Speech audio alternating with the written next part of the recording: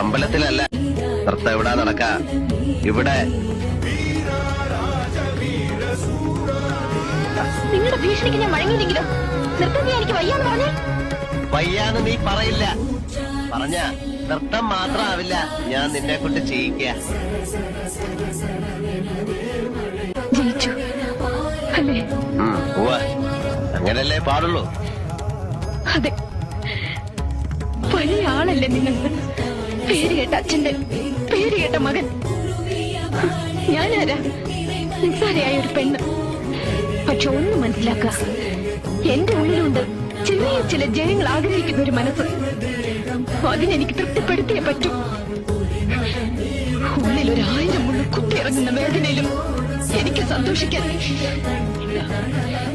ഞാനിതിവിടെ ഉപേക്ഷിക്കാണ് എന്നേക്കുമായി.